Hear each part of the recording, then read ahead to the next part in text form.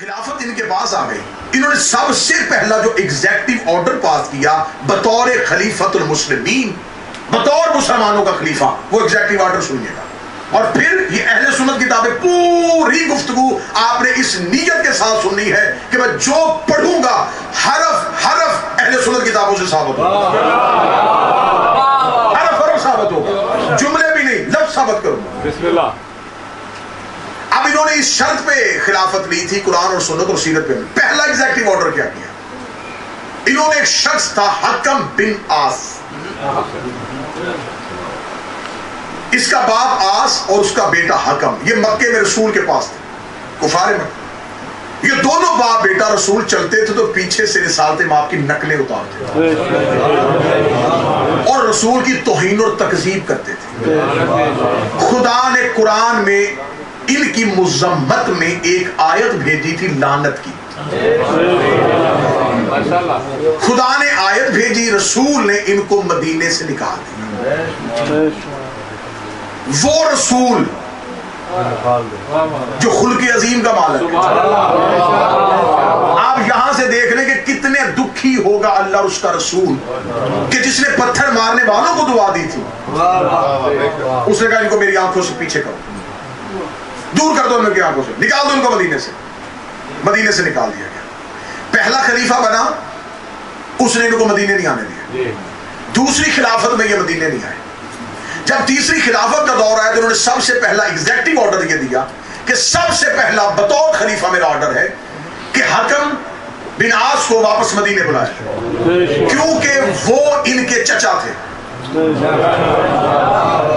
رشتہ داری کی بنیاد پہ انہوں نے اسے مدینے بلا لیا. یہ مورخ نے لکھ دیا. اب میں سوال کرنے لگا مورخ سے، خدا نے حکم دیا تھا نکالو، نبی نے عملاً نکالا تھا، دو خلافتوں نے آنے نہیں دیا تھا. جب انہوں نے خلافت اس شرط پہ لی تھی کہ میں قرآن سنت اور سیرت شیخین پہ عمل کروں گا،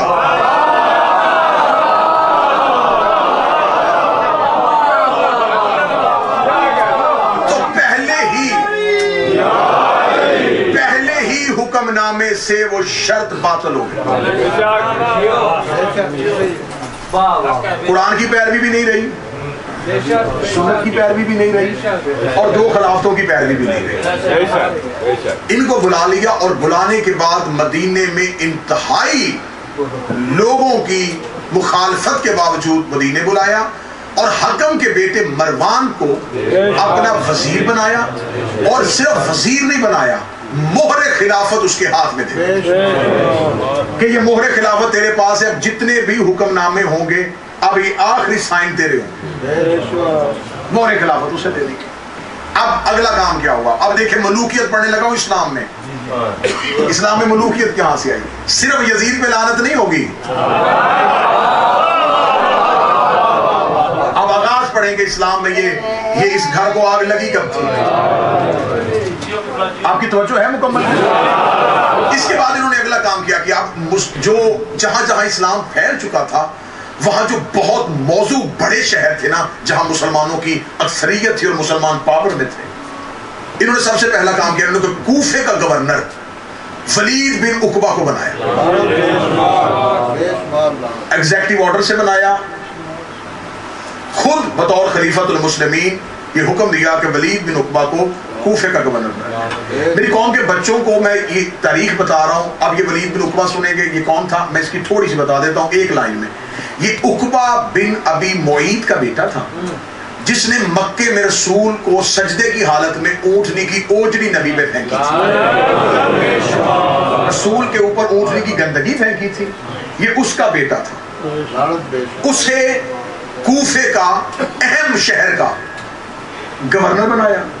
اور یہ وہی ولید تھا جس میں یہ ساری کتابوں میں ہے، ان کتابوں میں ہے کہ اسی گورنر نے، صحیح بخاری میں سے میں پڑھنے لگا کہ اسی گورنر نے جب کوفہ میں گیا اس نے شراب پی کے مسلمانوں کو کوفہ کی مرکزی مسجد میں فجر کی نماز 4 رکعت پڑھائی اور 4 رکعت پڑھانے کے بعد پیچھے مڑ کے کہا کہ اور پڑھاؤں. حالت دیکھیے گا ذرا. اچانک یزید نہیں آیا،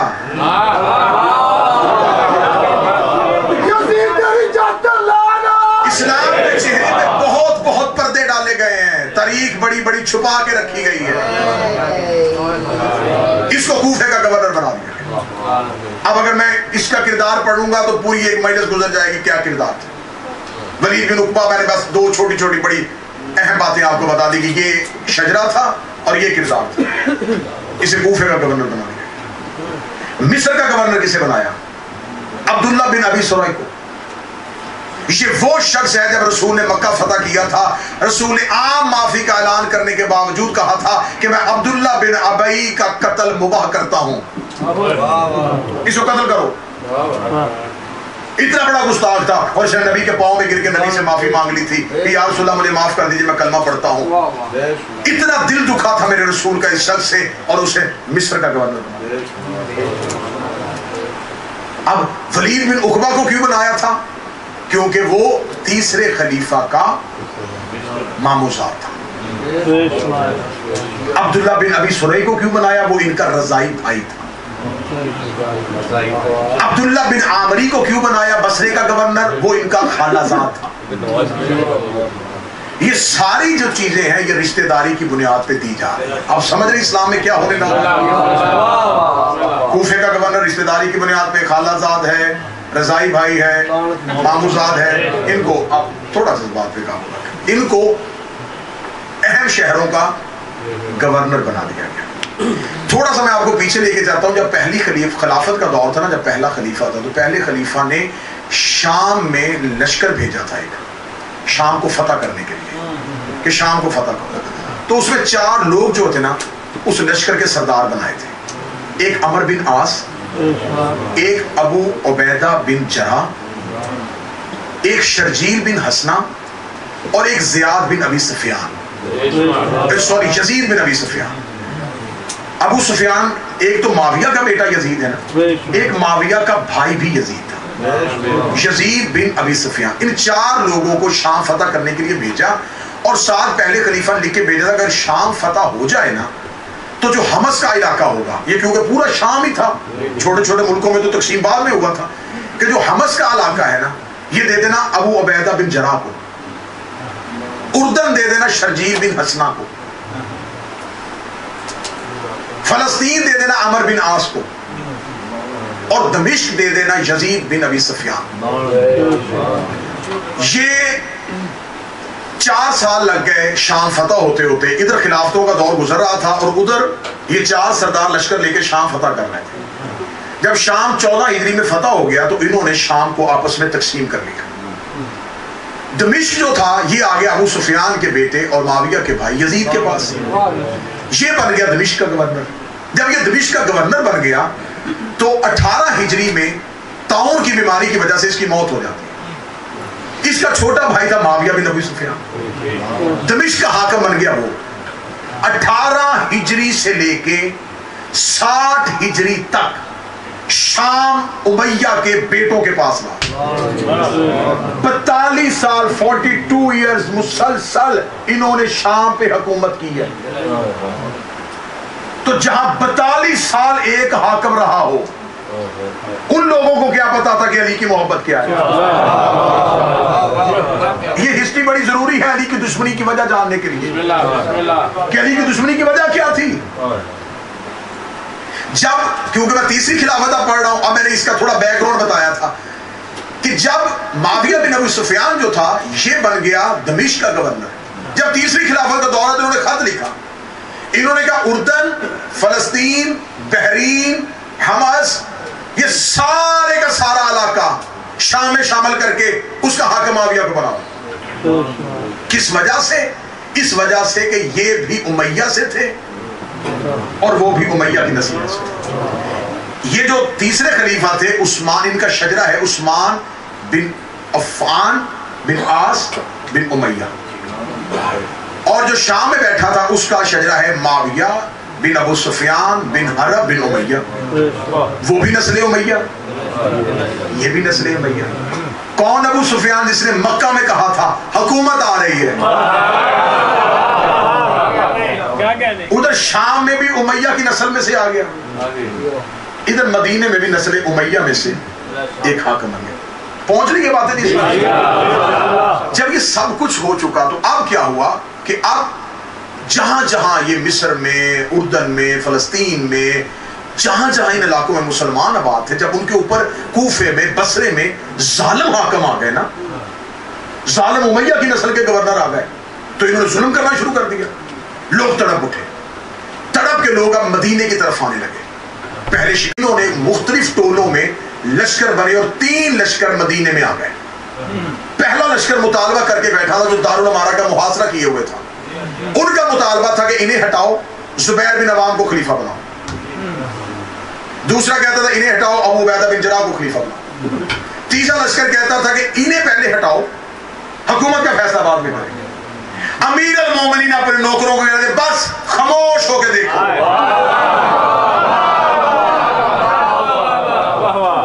کیوں علی نے خاموش کروایا؟ جو کل علی کے ساتھ کیا تھا وہ اب سب کچھ ریپیٹ ہو رہا. مجھے اس پورا جتنا بھی میں نے یہ ٹینور بتایا, اس پورے میں آپ کو سلمان کہاں نظر آ رہے ہیں؟ ابو ذر کہاں؟ حذیفہ یمانی کو کس علاقے کا گورنر بنایا؟ کیا یہ لوگ نبی کے صحابی نہیں تھے؟ یہ حذیفہ یمانی, یہ عمار یاسر, یہ مقداد, یہ لوگ جنہوں نے نبی کے ساتھ زندگی گزاری ہے, مکے سے نبی کے ساتھ چلے ہیں, ان کی چمڑیاں ادھیڑی گئی ہیں نبی سے محبت کرنے کی وجہ سے. جب اسلام پاور میں آیا ان کو حکومتیں کیوں نہیں دی گئی؟ اس وجہ سے نہیں دی گئی, ان کے دلوں میں علی تھا. تو میں سوال کرتا ہوں کہ اس دور کے صحابہ نے ان صحابہ کو کیوں نہیں مانا؟ تو اگر صحابہ کو نہ ماننے سے بندہ کافر ہوتا ہے.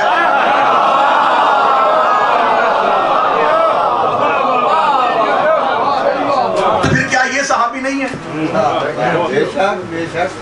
کہتے نہیں جی یہ اس دور کی باتیں تھی, اس دور میں مشاجرات صحابہ ہوئے, اس دور میں آپس میں لڑائیاں, اب ہمیں چپ ہو جانا چاہیے. علی والے سولی میں بھی بولتے ہیں. علی مورخ نے نہیں لکھا, ہاں یہ بات آپ میری قوم سے ہے, میں علی مورخ نے لکھا, فضائل علی مورخ نے نہیں لکھے, یہ لہو سے لکھے گئے ہیں. اس کو لکھنے کے لیے, اس کو بولنے کے لیے, اس کو پڑھنے کے لیے سر دیے گئے ہیں. نسلیں لگی ہیں اس فضائل علی کو آپ تک پہنچانے میں, ان حقائق علی کو آپ تک پہنچانے. اب جب تینوں طرح کے لشکر جو ہیں انہوں نے آ کے مدینے کا محاصرہ کر لیا, اور مدینے کا محاصرہ کر کے انہوں نے دارالامارہ کو گھیر میں لے لیا. اب اندر بیٹھے ہوئے خلیفہ وقت نے جلدی جلدی خط لکھے. مصور ابن مخزومی کو قاصد بنا کے شام بھیجا کہ معاویہ بن ابو سفیان سے کہ جلدی جلدی لشکر لے کے آ, لوگوں نے میرے محل کا گھراؤ کر لیا.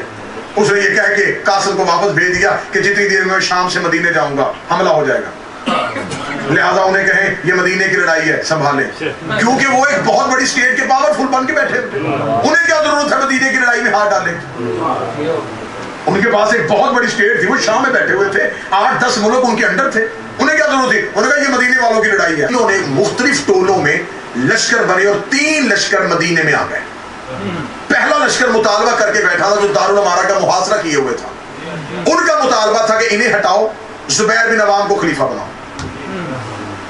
دوسرا کہتا تھا انہیں ہٹاؤ, ابو عبیدہ بن جراح کو خلیفہ بناؤ. تیسرا لشکر کہتا تھا کہ انہیں پہلے ہٹاؤ, حکومت کا فیصلہ بعد میں کریں گے. امیر المومنین اپنے نوکروں کو کہتے بس خاموش ہو کے دیکھو.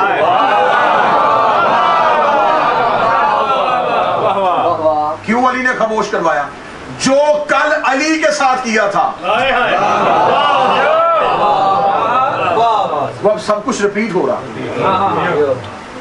مجھے اس پورا جتنا بھی میں نے یہ ٹینور بتایا, اس پورے میں آپ کو سلمان کہاں نظر آ رہے ہیں؟ ابو ذر کہاں؟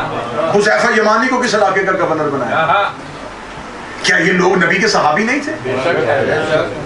یہ حذیفہ یمانی, یہ عمار یاسر, یہ مقداد, یہ لوگ جنہوں نے نبی کے ساتھ زندگی گزاری ہے, مکے سے نبی کے ساتھ چلے ہیں, ان کی چمڑیاں ادھیڑی گئی ہیں نبی سے محبت کرنے کی وجہ سے.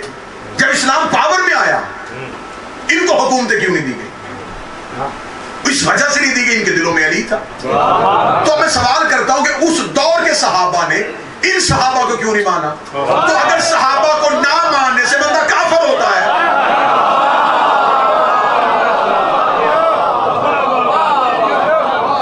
تو پھر کیا یہ صحابی نہیں ہے؟ کہتے نہیں جی یہ اس دور کی باتیں تھی، اس دور میں مشاجرات صحابہ ہوئے، اس دور میں آپس میں لڑائیاں، اب ہمیں چپ ہو جانا چاہیے۔ علی والے سولی میں بھی بولتے ہیں، علی مورخ نے نہیں لکھا، ہاں یہ بات آپ میری قوم سے میں، علی مورخ نے لکھا، فضائل علی مورخ نے نہیں لکھے، یہ لہو سے لکھے گئے ہیں۔ اس کو لکھنے کے لیے، اس کو بولنے کے لیے، اس کو پڑھنے کے لیے سر دیے گئے ہیں، نسلیں لگی ہیں اس فضائل علی کو آپ تک پہنچانے میں، ان حقائق علی کو آپ تک پہنچانے۔ اب جب تینوں طرح کے لشکر جو ہیں انہوں نے آ کے مدینے کا محاصرہ کر لیا، اور مدینے کا محاصرہ کر کے انہوں نے دارالعمارہ کو گھیر میں لے لیا۔ اب اندر بیٹھے ہوئے خلیفہ وقت نے جلدی جلدی خط لکھے، مصور ابن مخزومی کو قاصد بنا کے شام بھیجا کہ معاویہ بن ابو سفیان سے کہ جلدی جلدی لشکر لے کے آ، لوگوں نے میرے محل کا گھراؤ کر لیا۔ اس نے یہ کہہ کے قاصد کو واپس بھیج دیا کہ جتنی دیر میں شام سے مدینے جاؤں گا حملہ ہو جائے گا، لہٰذا انہیں کہیں یہ مدینے کی لڑائی ہے سنبھالیں، کیونکہ وہ ایک بہت بڑی اسٹیٹ کے پاورفل بن کے بیٹھے، انہیں کیا ضرورت ہے مدینے کی لڑائی میں ہاتھ ڈالیں، ان کے پاس ایک بہت بڑی اسٹیٹ تھی، وہ شام میں بیٹھے ہوئے تھے، 8-10 ملک ان کے انڈر تھے، انہیں کیا ضرورت تھی، انہوں نے کہا یہ مدینے والوں کی لڑائی ہے۔ جب حملہ چاروں طرف سے ہو چکا، انہوں نے انکار کر دیا کہ میں بھی نہیں آؤں گا۔ عبداللہ بن عامر جو ان کا ماموزاد تھا، اس نے بصرے کی جامع مسجد میں اعلان کیا تھا، لیکن لوگوں نے کہا تھا ہم ساتھ نہیں دیں گے، ہم نہیں نکلیں گے، کوئی بھی نہ نکلا، اکیلے رہ گئے۔ جب بالکل تیسرے خلیفہ اپنے گھر میں محصور تھے تو اپنے غلام سے کہنے لگے کوئی علی کو بلاؤ، کوئی علی کو پیغام دو۔ امیر المومنین تک پیغام پہنچا، علی ابن ابی طالب آئے۔ آپ قطع نہ سوال کیجئے گا، نہ کوئی سوال شیعہ یہ نہ کیا کرے کہ علی نے ایسا کیوں کیا۔ پہلی بات تو یہ کہ امام کے کسی فعل پہ ایسا نہیں کہتے۔ دوسری بات ہے کہ کبھی بھی امام کو اپنی نظر سے نہ دیکھیں کہ جیسا ہم انسانوں کا مزاج ہے، امام بھی ہم جیسے ہوتے ہیں تو ہم تو ایسے کبھی دشمن کو نہ کریں تو امام ہوتا ہے اللہ کا مظہر، اللہ کافر کو بھی خوراک دیتا ہے۔ قرآن میں اتنی مذمت کی ہے،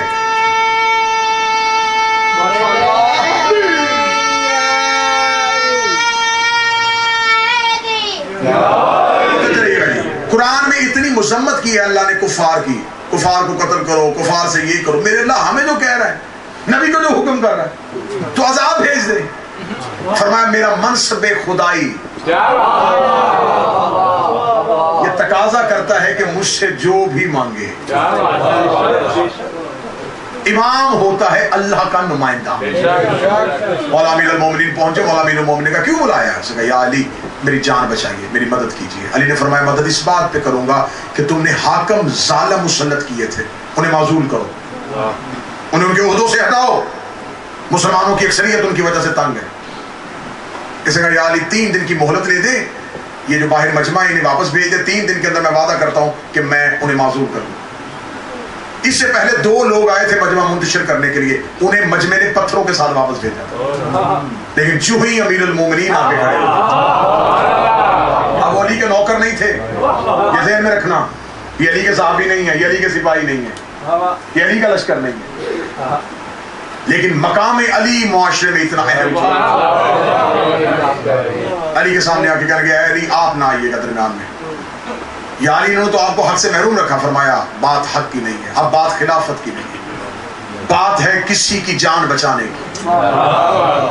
بطور اللہ کی حجت میرا یہ فرض بنتا ہے کہ کوئی بھی مجھے بلائے، کہاں سے لائے گی دنیا علی جیسا امام، کہاں سے لائے گی دنیا علی جیسا۔ مولانا نے فرمایا منتشر ہو، 3 دن کی مہلت ہے، 3 دن کے اندر حاکموں کو معزول کر دیا جائے۔ 3 دن گزر گئے اور کوئی حاکم اپنے عہدے سے نہیں ہٹا۔ اب وہ تو نہیں ہو رہی ان باتوں، یہ مقدمہ ہے کیونکہ کل اور پرسوں کی گفتگو میں نے علی کی اگلی جنگیں پڑھنی ہے، مجھے جمل پڑھنا ہے، مجھے صفین پڑھنا ہے، مجھے نہروان پہ جانا ہے، مجھے علی کی دشمنی پڑھتے پڑھتے قتل حسین کی تحقیق پہ کیوں یہ کر رہے ہو؟ انہوں نے کہا 3 دن کے اندر کوئی بھی اپنے عہدے سے معزول نہیں ہوا۔ جب کہا 3 دن کے اندر کوئی بھی اپنے عہدے سے معزول نہیں ہوا، امیر المومنین جب دوبارہ آئے نا تو اب حالت کیا تھی؟ دارالعمارہ میں بنی امیہ سارا اکٹھا تھا، جو ہی علی آئے تو علی نے آ کے فرمایا کہ میں نے 3 دن کی مہلت تمہیں دے کے دی تھی، تو تم نے اپنے حاکم جو معزول کیوں نہیں کیے؟ اب وہ تو خاموش تھے اور بنی امیہ سارا خاندان اٹھ کے کھڑا ہو گیا. یا علی، اگر یہ آپ کی وجہ سے چپ ہو سکتے ہیں تو اس کا مطلب ہے کہ آپ نے یہ مجمع کو بھڑکایا ہے. جب انہوں نے بجائے مولا علی کے شکر گزار ہونے کے مولا علی میں الزام لگایا تو یہ مولا کے لفظ ہیں. میں اہل سنت کتاب مولا نے فوراً کی طرف دیکھا، اوے ہمارے آزاد کردہ غلاموں کے بیٹو،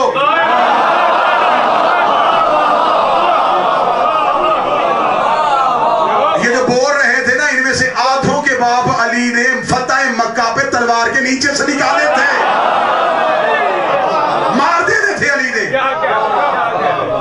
ہمارے آزاد کردہ غلاموں کے بیٹو، خبردار، تم کیا سمجھتے ہو کہ تم نے علی کو اپنے مقصد کے لیے استعمال کیا؟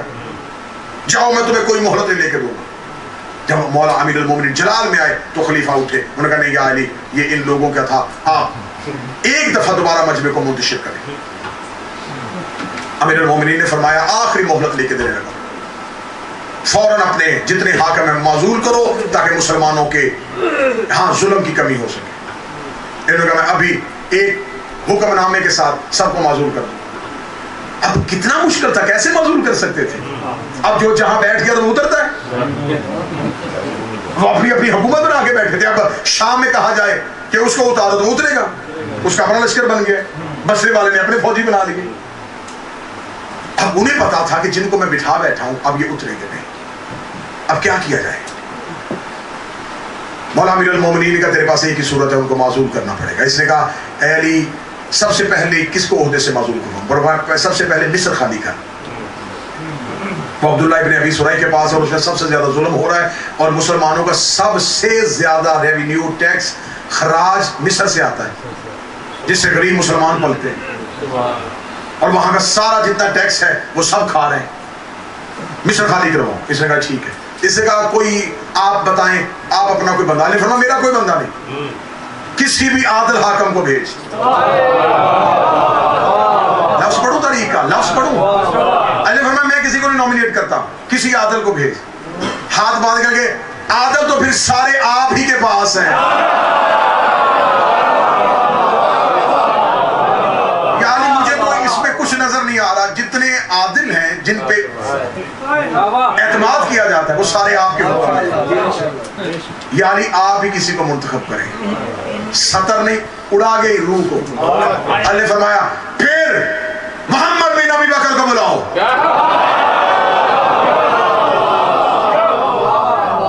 کون کہتا ہے کہ ہم صحابہ کی عزت نہیں کرتے؟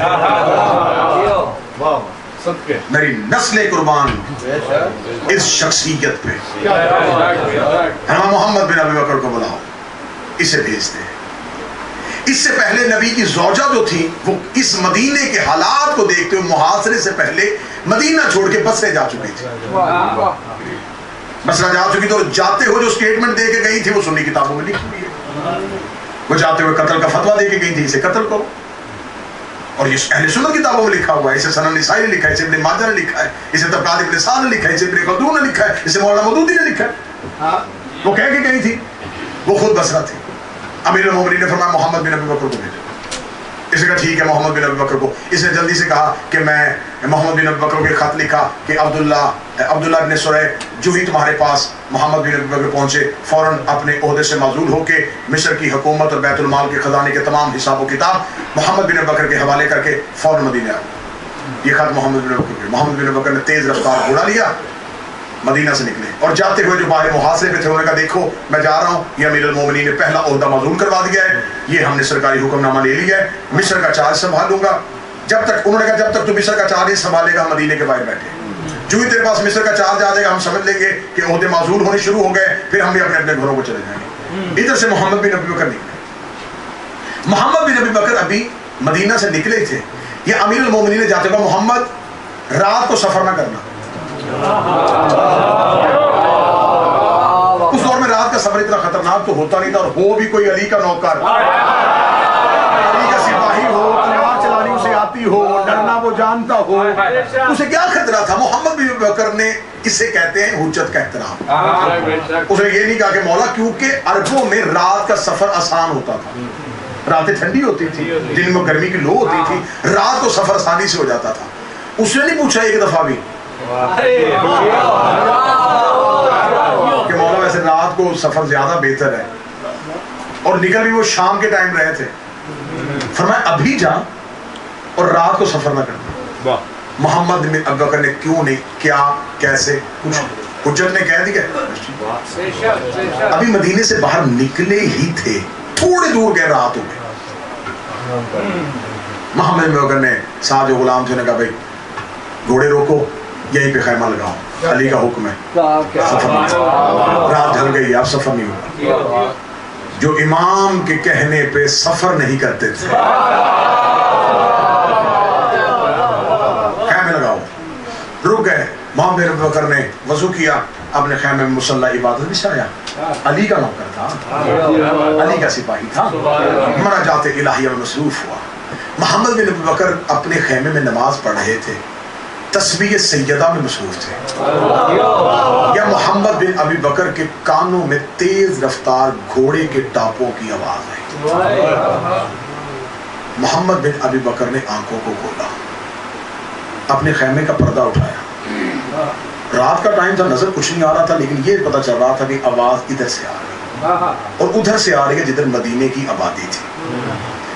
محمد بن ابی بکر نے اپنے ایک سپاہی سے کہا اٹھ، دوسرے کو تو بھی اٹھ، ذرا دیکھو یہ بندہ کون ہے. کیونکہ یہ آواز گھوڑے کی بتا رہی ہے کہ گھوڑا ایک ہے، کوئی بندہ اکیلا جا رہا ہے. اگر یہ اکیلا نکلا ہے تو جب ہم مدینہ سے نکلے اس وقت تو کوئی بھی مدینے سے نکلنے والا نہیں تھا. اس دور میں سفر کیسے ہوتے تھے؟ جس نے اکیلے جانا ہوتا تھا نا، وہ آبادی کے باہر آ کے کھڑا ہو جاتا تھا کہ اگر کوئی زیادہ قافلے والے لوگ گزرے نا تو میں بھی ان سے پوچھوں بھی یمن جا رہے ہو، مصر جا رہے ہو، مجھے بھی رستے میں لیتے جانا، میں بھی ساتھ وہ سب. جب ہم ابھی نکلے تو کوئی بھی بندہ باہر نہیں کھڑا تھا. اس کا مطلب ہے جو بھی تیار ہوا ہے ہمارے جانے کے بعد ہوا ہے. اب محمد بن ابی بکر نے کہا بندہ مشکوک ہے، اس کو لے کے آؤ. یہ کون ہے جو مدینہ سے ہمارے جانے کے بعد نکلا ہے؟ اور اگر یہ نکلا بھی تھا تو اس کو یہ مشعلیں جو روشن کی ہوئی ہیں ہم نے، یہ بتا رہی ہیں کہ ادھر کوئی قافلہ بیٹھا ہے. یہ جو اکیلا رات کو سفر کر رہا ہے یہ ہماری طرف کیوں نہیں آیا؟ اسے ذرا گرفتار کر کے لاؤ. اسے پکڑا، پکڑ کے لے کے آئے. محمد نے کہاں جا رہا ہے؟ اس نے کہا جی میں کسی عزیز سے ملنے کے لیے نکلا تھا. کیوں رات کے وقت نکلا تھا؟ بس یہ اچانک نکلنا پڑا. اس کے لفظوں میں، لہجے میں، گفتگو میں پتہ چل رہا تھا کہ کچھ ہے. محمد نے پکڑنے کا اس کی تلاشی لو. اس کی جسمانی تلاشی لی گئی. محمد بن بکر کچھ بھی نہیں ہے. فرمایا اس کے گھوڑے پہ اور کیا سامان ہے؟ جی یہ خشک مسکیزہ ہے، خالی ہے. محمد نے کہا اتارو اسے. محمد بن بکر کے سامنے کیا؟ محمد بن بکر نے تلوار نکالی، چیرا اسے. محمد نے تلوار کے قبضے کے ساتھ توڑا، اندر سے خط نکلا. محمد بن بکر نے خط کو کھولا. خط میں لکھا ہوا تھا کہ تیری طرف میں محمد بن ابی بکر کو اپنا خط دے کے بھیج رہا ہوں.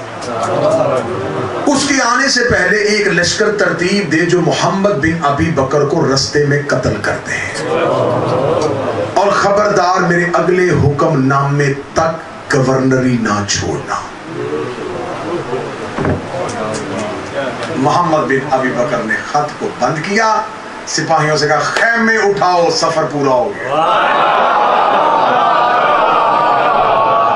اتنا لجپال ہے علی، زیادہ دور بھی نہیں جانے دیا. وہیں سے محمد بن ابی بکر نے ساتھ اپنے سپاہی ساتھ دیا، سیدھے رات کو مولا امیر المومنین کے گھر کی طرف سانس پھولا. محمد بن ابی بکر غصے میں، جلال میں، جو ہی علی کے دروازے پہ گئے، علی کی بات محمد آ گئے.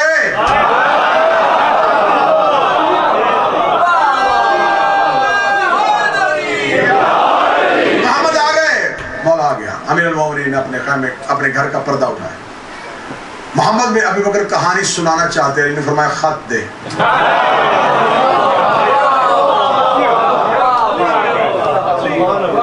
بندہ کہاں ہے؟ مولا یہ رسیوں کے ساتھ بتا ہوا ہے. اس کی سواری کہاں ہے؟ یہ چل میرے ساتھ. مولا دربار میں گئے، دارالعمارہ میں گئے، محاصرے کو تروایا، اندر گئے. مولا جا کے کیا کہا تھا میں نے تم سے؟ علی سے دھوکہ نہ کرنا. جان بچائی، 2 دفعہ محاصرہ تروایا، لوگوں کو اس بات پہ آمادہ کیا کہ محاصرہ ختم کریں. یہ کیوں کیا؟ یعنی کیا کیا؟ فرمایا قاصد کس نے بھیجا تھا؟ انہوں نے عزت قرآن کی قسم دی کہ میں نے نہیں بھیجا. سنیے گا مولا نے فرمایا خط دو. خط دیکھا. مولا نے فرمایا یہ جو خط کا اور جو سرکاری ڈاکومنٹس ہوتے تھے نا، آج بھی یہ طریقہ رائج ہے کہ جو سرکاری پیپر ہوتا ہے نا اس کی پرنٹنگ، اس کی سٹیمپنگ مختلف ہوتی ہے تاکہ کوئی اس کی کاپی نہ کر سکے. اس دور میں جو سرکاری حکم نامہ ہوتا تھا وہ زرد رنگ کے چمڑے پہ ہوتا تھا. زرد چمڑا بازار میں بیچنا منع تھا، کوئی اور بیچتا ہی نہیں تھا. اس وجہ سے کوئی بیچے گا تو بطور سرکاری حکم کے استعمال ہونا. مولا فرمایا یہ چمڑا زرد ہے، مہر سرکاری ہے، دستخط تمہارے منشی کے ہیں، حکم تیرا کیوں نہیں؟ انہوں نے فوراً کہا کہ میں نے قسم دی ہے میں اس بات کو کلیئر کرواتا ہوں. بعد میں انہوں نے کہا کہ کیونکہ مہر خلافت مروان بن حکم کے پاس تھی تو اس نے مجھے دھوکہ دیا ہے اور اس نے مہر لگا دی. مولا فرمایا ٹھیک ہے پھر ایسے فیصلہ کر لیتے، اگر قصور تیرا نہیں قصور مروان کا ہے، مجمع کو مروان دے.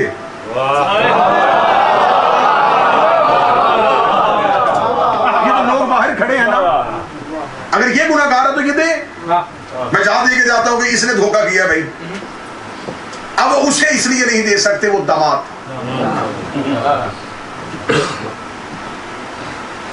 بھتیجا بھی تھا، چچا کے بیٹے کا بیٹا تھا، داماد بھی تھا. نہیں یا علی ہم مروان کو حوالے نہیں کریں گے. اللہ فرمایا پھر علی کا تیرا ساتھ یہاں تک تھا. یہ کہہ کے امیر المومنین نکلتے ہیں.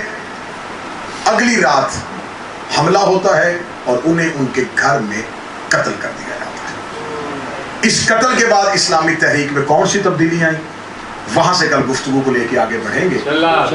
جمل اور سفین کے محرکات پھر ہم آہستہ آہستہ سفر کریں گے. اسلام میں ملوکیت نے اسلام کو کتنا زخمی کیا. موضوع پسند ہے آپ کو تاکہ یہ باتیں میری قوم کے بچوں کے حافظوں میں ہمیشہ کے لیے محفوظ ہو جائیں، کیونکہ بہت